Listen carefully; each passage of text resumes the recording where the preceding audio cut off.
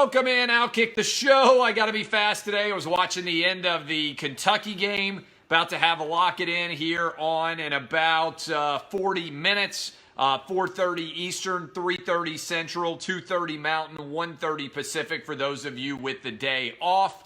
What is the shirt? It is a World Series shirt from college baseball from Omaha with all the teams that were there. All right, a lot to get to here in a hurry. Browns dysfunction. NFL, top 5, bottom 5. Dan Mullen, the Gators. Big win against Virginia, setting the table for year 3. Although, could he be a target for the Dallas Cowboys? The Dallas Cowboys are a mess.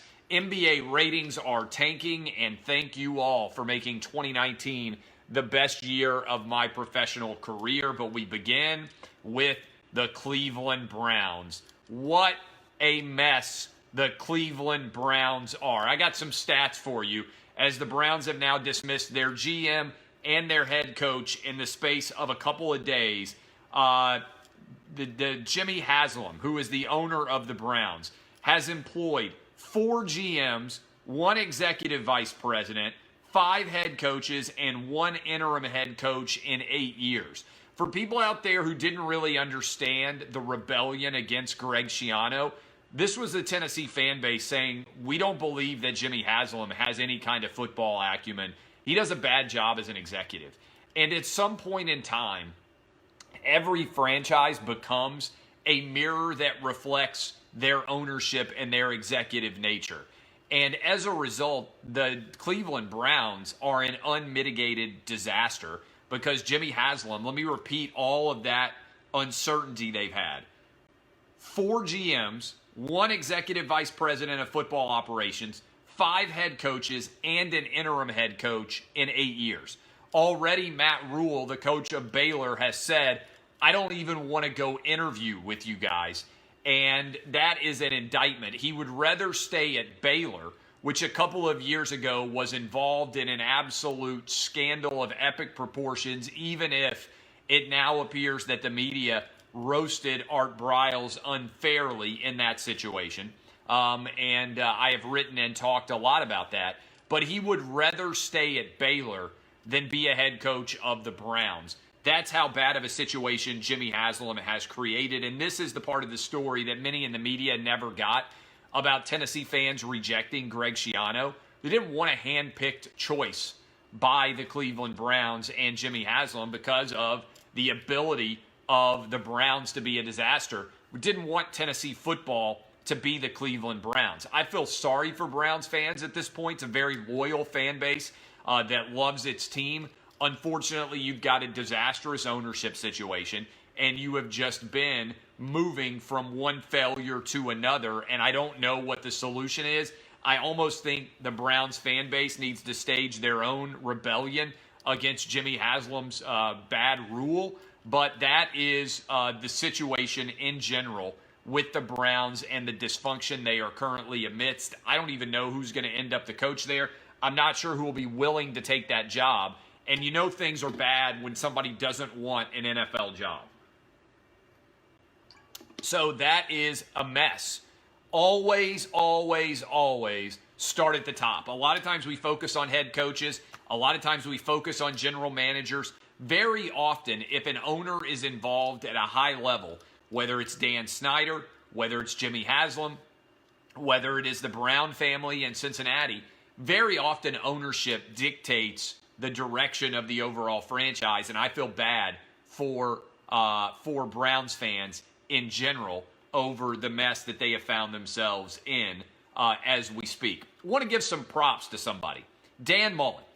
Dan Mullen's Gators won last night. Hopefully you followed me and took the over on the Gator points, and you also took the over in the game. It was a nice win to get in the Orange Bowl last night. But I was curious, Dan Mullen's first 2 years compared to the national championship winning coaches at Florida. First 2 years, Steve Spurrier, 19-4. First 2 years, Urban Meyer, 22-4 with the national championship. First 2 years, Dan Mullen, 21-5. That is incredible to think about how well Dan Mullen has done. He has been as good or better than Steve Spurrier and Urban Meyer in his first 2 years as Gators coach. And I really like Kyle Trask and think there's a possibility that he could make a big jump between this year, which is the first year that he started games, and year 2. But here's the other question I have. Is it possible that the Dallas Cowboys could end up chasing after Dan Mullen as a dark horse? We're going to get to the Dallas Cowboys here in a moment, but I've been talking about this for the past couple of days on my radio program. Who knows Dak Prescott better than Dan Mullen? If you believe that Dak Prescott is the future of your franchise, and you are Jerry Jones, and you are eventually, maybe, going to move on from Jason Garrett, and we'll talk about this in a minute, wouldn't it be incumbent upon you to reach out to Dan Mullen and see whether or not he's interested in being the Dallas Cowboy head coach, given his relationship with Dak Prescott and given his ability to get the utmost out of Dak Prescott during the time that Dak and he were both at Mississippi State? I just think if you're going to talk about Lincoln Riley and you're going to talk about Matt Rule and you're going to maybe talk about Urban Meyer, how could you not also talk about Dan Mullen and what he could be capable of with Dak Prescott, a guy that you really know well based on the time that they spent together at Mississippi State? Just tossing it out there. Now, let's talk about the Cowboys in general. The Cowboys are a mess. This is the second straight day, unless something has broken since I sat down to start talking to you guys, second straight day that the Dallas Cowboys have met with Jason Garrett and not made a decision about what to do at the coaching position. I understand that Jerry Jones runs the Dallas Cowboys like a family as opposed to maybe a business at times. He's been a great businessman. You might disagree with Jerry Jones's abilities as an owner or a GM, but purely from a business perspective, he's been revolutionary for the NFL in terms of monetizing all of their different attributes. He's been a phenomenal owner. And so while he hasn't necessarily been the greatest GM, and at times his team has not been anywhere near as successful as Cowboy fans would like, he's been a fantastic business person and owner of the team. Having said that, this is messy now to leave Jason Garrett sort of hanging out there in the cosmos, unsure what the future is going to bring. And to me, it feels a little bit like USC in the way that USC ended up with Clay Helton. Guys, before you hire a coach, you reach out privately to find out whether somebody should be interested and or is interested in your job. And I wonder on some level if Jerry Jones is starting to back channel, see who the coaches are that would definitely come to the Cowboys as they're presently constituted, not liking the responses. And so we could end up with a USC situation where Jason Garrett keeps the job because the people you'd want to replace him with aren't substantially better than what you've already got. That's what I wonder right now about the Dallas Cowboy situation and the mess that we're potentially in the middle of. All right, let me give you my top 5, bottom 5. Final one of the season. Every single Tuesday during the NFL season, I give you my top 5 teams and my bottom 5 teams. Top 5 teams in the NFL, I don't think anybody can even argue with the top 4. Maybe you could argue a little bit with the order, maybe just a little bit. But otherwise, I've got the Ravens number 1 overall. I've got the 49ers number 2. I've got the Saints 3, the Chiefs 4. I feel like these are going to be the final 4 teams in the NFL when all is said and done in the playoffs. I think the 49ers will be playing against the Saints in San Francisco. I think the Chiefs will be traveling to Baltimore to play against the Ravens. I believe that these are the 4 best teams remaining in the NFL, okay? In order again, the Ravens, the 49ers, the Saints, and the Chiefs. Right now, I kind of feel like the Saints might find their way into the Super Bowl, and I feel like the Chiefs are. So if I were predicting right now as the playoffs begin, I like the Saints and I like the Chiefs to be the 2 teams that will end up meeting in Miami, where we'll be down doing a live show, by the way, every day, lock it in, live from South Beach on the beach for an entire week. I'll be doing my radio show down there. I can't wait for the Super Bowl. It's a Fox Super Bowl. Should be a lot of fun. In the 5 spot, I have got the Seattle Seahawks. I understand some people can argue for the Packers. You maybe could argue for the Texans. You could argue for a variety of different teams, maybe even the Titans, the way they're playing down the stretch. But I have got the Seahawks in as my 5 spot. So my top 5 teams in the NFL right now, the Ravens 1, 49ers 2, Saints 3, Kansas City Chiefs 4, Seattle Seahawks 5. My bottom 5 teams. My bottom 5 teams are the Panthers, the Lions, the Giants, the Redskins, and the Bengals. This is not a very tough list. I think almost everybody has this bottom 5. The Panthers, the Lions, the Giants, the Redskins, and the Bengals are my bottom 5 teams. Finally, this is a detail that you probably won't hear from anybody else. The NBA is tanking unlike any sports league has tanked this recent decade, all right? NASCAR didn't have a good decade, but that's NASCAR. It's not really, to me, a sports league like basketball, football, hockey, or baseball are. And so the NBA right now, basketball is down 26% over the past 2 years. I want to repeat that because you're probably not going to hear it from anybody else, because everybody out there in the blue checkmark brigade is singing the praises of the NBA. They're saying Adam Silver's the most brilliant executive that has ever existed. According to the Wall Street Journal, and I tweeted out a screenshot from the article I was reading, the NBA is down 26% in the past 2 years. That's a calamity.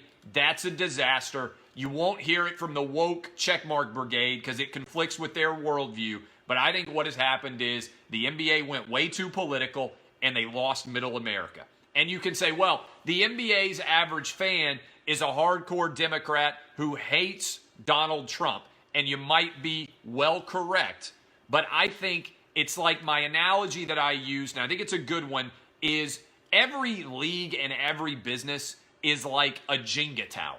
And let me explain what I mean by a Jenga tower. You ever play Jenga with your kids, or back in the day when you were in college with your friends? You come out with a big group of blocks, right? And those blocks are all soundly constructed. And the purpose of the game is you pull away a little block every time, and it slowly, continues to make the overall tower weaker. And as you replace each different block, different things happen. The thing gets wobbly, and eventually it falls. And I think that's the way you have to think about a brand, right? People always want there to be a grand event that occurs which changes everything. But I think a brand is much more in the larger context. The way you think about it is every single time you remove something, you weaken the brand. And I think what happened with the NBA is this. They decided that the word owner is offensive. It's like pulling a little piece out of the NBA brand. Players decide that load management means they're not going to pay attention during the regular season. They don't care. It's another one of the little prongs that you pull out of the Jenga tower. How about players decide, the league decides that, you know what, we're not going to play our All-Star game in North Carolina because of this transgender bathroom bill. Another little log gets pulled out of the Jenga tower. How about Steve Kerr and Greg Popovich sit around and lecture everyone about politics all the time in their post-game press conferences? Boom, boom, it continues to get pulled out. LeBron James wears his little safety pin, appears with Hillary Clinton, lectures everyone about politics. You got all these different situations that are continuing to happen, and all of them continue to build up. And then the ultimate hypocritic situation is the NBA goes to China, and they bend the knee to China, and they won't criticize China, but all these players won't go to meet with the president. They won't go visit the White House. They rip America to high heavens, okay? All of it is conspiring, and as a result, the NBA has lost middle America. They've lost a reasonable person, right? The average person, and this is something that I think is significant. There are a lot of people who vote for Donald Trump and also like basketball. Millions of them. There are millions of people, a lot of people who sit courtside at NBA games may well have voted for Donald Trump. They don't consider liking the NBA and liking Donald Trump to be opposites. They just want to go watch basketball because they like basketball. It's a lot of people in middle America. They have lost that audience. And as a result, they've gotten popular on social media, but they've lost the meat and potatoes of their audience. The guys and girls who come in and are interested in basketball, but don't want to be told that they're awful human beings or that everything is racist or be sold this idea of woke politics. And this is something that I think has happened with social media. The more popular you are on social media, a lot of times, the more of a niche you are. You're serving a niche, and that's great. But if you are a league, your goal should be to appeal to everyone. All right? I don't have to worry about appealing to everyone. I want to have as big of an audience as I can, and we have a massive, massive audience with Outkick now and radio. Our numbers are blowing up unlike anything that's been seen in sports media nationwide in a very long time. But I don't have to appeal to every single person. Some people are just not going to like me. That's fine. My mom thinks I'm the greatest human who's ever existed. Some of you may disagree. But I'm in the niche business. If I were in the business of serving every single person across the entire nation, the last thing I would ever do is get political. And I think people have lost that in the world of sports because they're seduced by what gets likes on social media. Social media is very polarizing. It's about appealing to a niche. Jordan didn't try to appeal to a niche. He appealed to everyone. It's why the NBA ratings were up massively with Michael Jordan.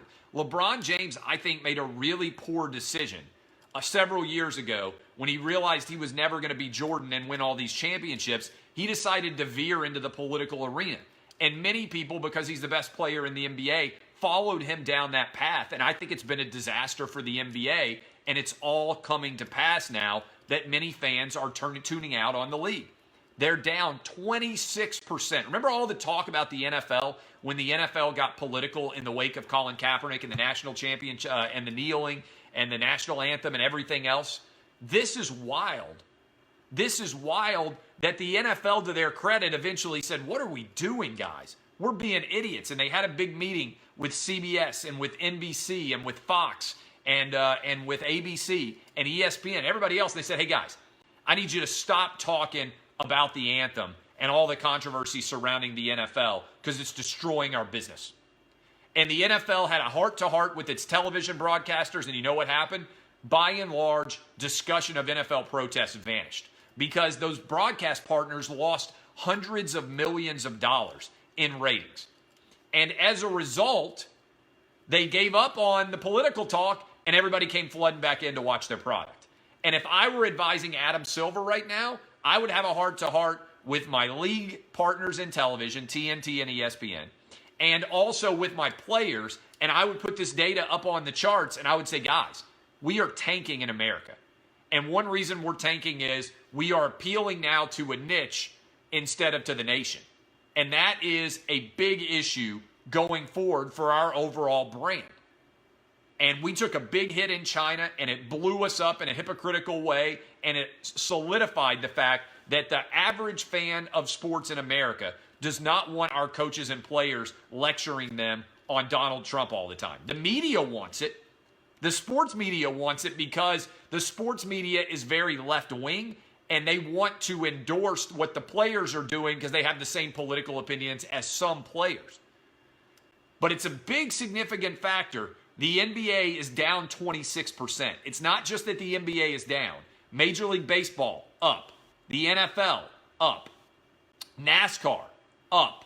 NCAA tournament, up. All of these other sports, the NHL, up. All of these other sports also have streaming issues, and they have issues with all the people who are cutting the cord and everything else, and their audiences are growing as the NBA is tanking. It's an illustrative story of the failures that can arise when you make social media and making social media happy your goal as a brand. You oftentimes collapse your Jenga tower and end up losing the hardcore base that had made your sport successful to begin with and lose middle America. All right, I love all of you. My name is Clay Travis. Happy New Year. I want to thank all of you from the bottom of my heart for making 2019 the best year professionally that I have ever had in this business. Thank you for supporting Outkick. Thank you for supporting Lock It In. Thank you for supporting this show and all the videos that we share, my website, everything else. I have never had a better professional year. We blew up even more in 2019. I see it continuing in 2020. Lots of good stuff coming down the pike for Outkick and for me. I love all of you. Hope you have a great and safe, happy New Year. Enjoy your night. Be up, hopefully, at some point. Enjoy college football tomorrow. I might swing by and talk some about the games that happen tomorrow, but you can catch me on Lock It In about 25 minutes right now. Again, thanks to all of you. Thanks for supporting what I do and what we do larger universe at Outkick. DBAP unless you need to SBAP. My name is Clay Travis. This has been Outkick the Show. See y'all. Love you. Thank you, Facebook.